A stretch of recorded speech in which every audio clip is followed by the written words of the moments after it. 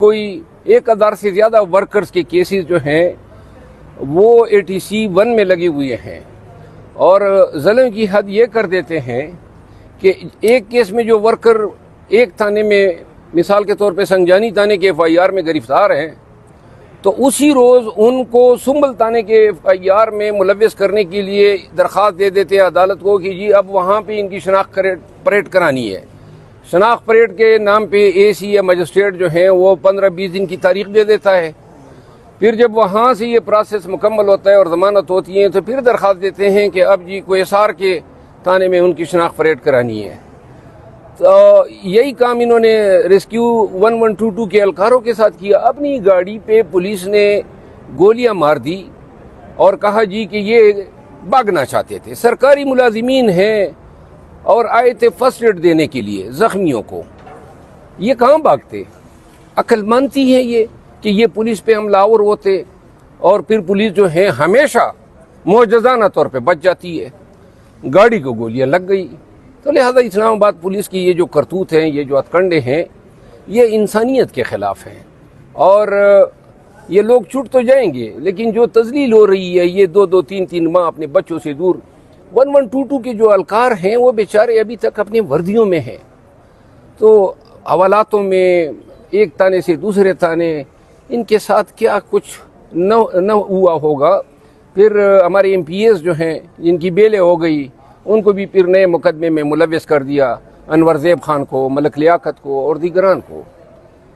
یہ سب آپ دیکھ رہے ہیں مملکت خداداد پاکستان میں ہو رہا ہے۔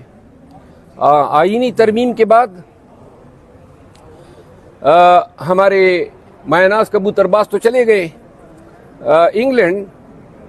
اور جب قاضی فائز عیسیٰ چیف جسٹس بنے تو وہ تشریف لے آئے۔ یہ اتفاق نہیں ہو سکتا ہے، اور جو ہی فائز عیسیٰ صاحب جو ہیں اس کا بوریا بستر گول ہوا تو حضرت بھی فائز عیسیٰ کے ساتھ ہی روانہ ہو گئے۔ اس کا مطلب یہ ہے کہ نواز شریف کا موجودہ اب عدالتی نظام پہ اعتماد نہیں رہا، جو اعتماد ان کا قاضی فائز عیسیٰ کی سپریم کورٹ پہ تھا۔ اور یہ خوشائند ہیں کہ نئے چیف جسٹس صاحب نے جو کانسٹیٹیوشنل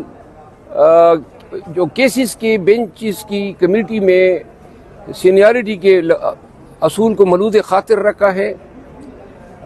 یہ تاثر قطعاً غلط ہیں کہ پاکستان تحریک انصاف جو ہیں وہ نئے چیف جسٹس صاحب کی مخالف ہیں۔ کوئی ہمارا اختلاف ذاتی اور نہ کبھی ہم نے ان کے فیصلوں میں عناد یا تعصب دیکھا ہے، خصوصاً PTI کے فیصلوں کے حوالے سے۔ یہ امید ہماری ضرور ہے کہ ان کے پیشرو کے دور میں پاکستان تحریک انصاف کے ساتھ سپریم کورٹ میں سوتیلی ماں کا برتاؤ روا رکھا گیا، بلکہ قاضی فائز عیسیٰ کا بینچ جو تھا یا وہ اس کی ذات وہ ایک پراسیکیوٹر کا کردار ادا کر رہی تھی۔ ہم سے نشان چھیننا ہو، یا بنیادی انسانی حقوق کی خلاف ورزی کا کیس تھا، یا اغوا برائے بیان جو تھے، یا امیدواروں سے جو چھینا جھپٹی ہوتی تھی کاغذات کی، یہ سارے کیسز ان کی عدالت میں لگے تھے۔ ہمارے وکلاء کی توہین کرتے تھے، تضحیک کرتے تھے، اور خان کے وہ ذاتی دشمن بنے ہوئے تھے۔ کسی اخلاقیات اور انصاف کی کسی مروج اصول کے تحت وہ کسی ایسے کیس میں بیٹھ ہی نہیں سکتے تھے جو خان سے ریلیٹڈ ہو یا PTI سے ریلیٹڈ ہو۔ سپریم کورٹ کے 5 رکنی بینچ نے جسٹس گلزار کی سربراہی میں فیصلہ دیا تھا کہ قاضی فائز عیسیٰ ایسے کسی بینچ کا حصہ نہیں بنے گا، لیکن قاضی فائز عیسیٰ کو نہ سپریم کورٹ کا احترام ملوذ خاطر تھا، نہ سپریم کورٹ کے فیصلوں کا وہ، اور ابھی 8 ممبر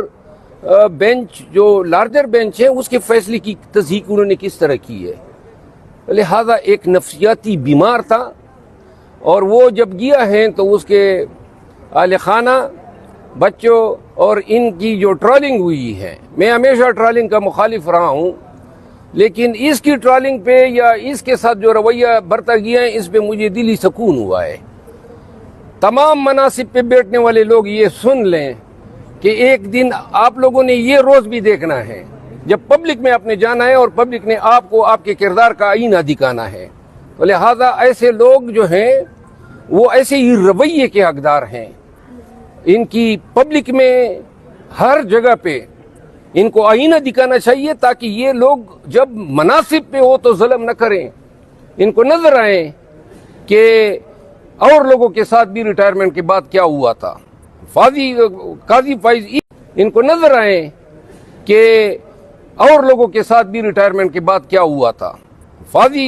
قاضی فائز عیسیٰ کے میں نے پی ایم ایل این کیا تھا تارڑ صاحب کے خلاف کچھ لوگوں نے اس کی ٹرولنگ کی تھی, میں نے اس کی مذمت کی تھی, لیکن قاضی فائز عیسیٰ وہ شخص جو منصب کے منصب پہ براجمان تھا اور اس نے جو انصاف کا ریپ کیا جس انداز میں اس نے بنیادی حقوق, انسانی حقوق اور پاکستان کی عدالتی تاریخ پہ جو اس نے تعزیے جو ہیں لگائے ہیں, جو سپریم کورٹ کی طاقت کو توڑا ہے, سپریم کورٹ کو انتظامیہ کا باجگزار بنانے کی کوشش کی ہے, اس کے یہ تمام سیاہ کرتوت جو ہیں وہ اس کا حقدار بناتی ہے کہ یہ جدھر بھی جائیں اور عوام پاکستان کا ان کا سامنا ہو تو اس کے منہ پہ کالک ملی جائے. اچھا مروت صاحب, نواز شریف چلے گئے ہیں, قاضی چلے گئے ہیں, اب عمران خان کب تک باہر آ جائیں گے, کیا توقعات ہیں آپ کو؟ نواز شریف تو گیا نہیں ہے, وہ تو میرے خیال میں کوئی ٹورنامنٹ ہے کبوتر بازی کا, اس میں شرکت کے لیے گئے ہیں. ابھی بھی نظام جو ہیں وہ نواز شریف کی زبان کے تابع ہیں. یہ جتنے بھی بیٹھے ہوئے ہیں, چاہے اسمبلی میں ہو, حکومت میں ہو, تمام ادارے اس کی جنبش آبرو کے اشارے کے منتظر ہیں. لہذا شاید وہ کسی وقت پہ اپنے آپ کو وزیر اعظم نہ بنانے پہ کوئی اظہار ناراضگی ظاہر کر دے, لیکن ہم نہیں سمجھتے ہیں کہ یہ چھوٹا سا جو تغیر ہوا ہے, ہاں البتہ ایک امید ہماری پیدا ہوئی ہے, جو تیزی سے گرتی ہوئی ساکھ تھی عدلیہ کی, وہ شاید اب یہ ساکھ مزید گرنا تھم جائے. یہ جو ٹریبیونل میں سویلین کا مقدمہ ہے جو تقریباً سال ہوا ہے اور نہیں لگ رہا ہے, وہ مقرر ہو جائے, اور سپریم کورٹ کا جو کورٹ نمبر 1 جو ناانصافی کا منبع بنا ہوا تھا, وہ اب انشاءاللہ انصاف کی ایک نوید دے گا. میرا خیال یہ ہے, جو میں نے ایک بات کہی تھی کہ مین پروپوزز گاڈ ڈسپوزز, وہ لوگ جو یہ سمجھتے تھے کہ منصور علی شاہ کو ہٹا کے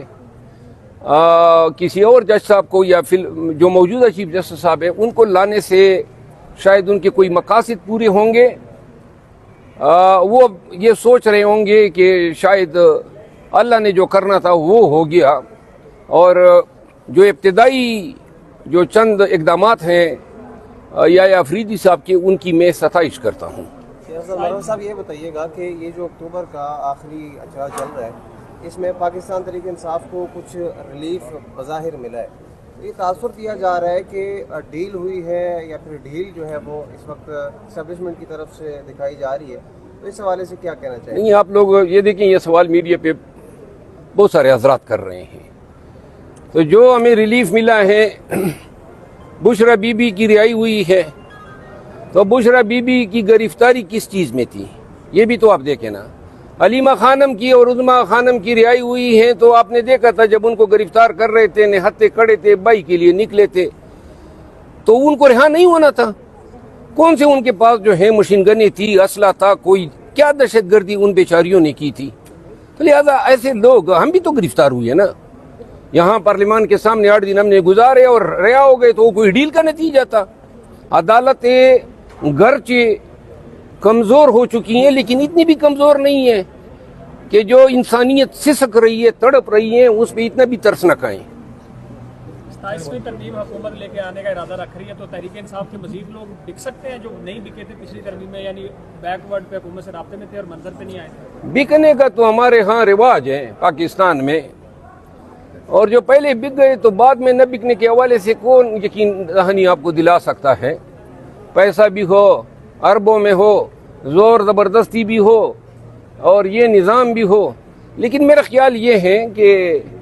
ابھی جو چیلنج ہوگا 26ویں آئینی ترمیم, سپریم کورٹ کا ابھی فل کورٹ ریفرنس ہوگا, آئینی بینچز جو ہیں بنیں گے,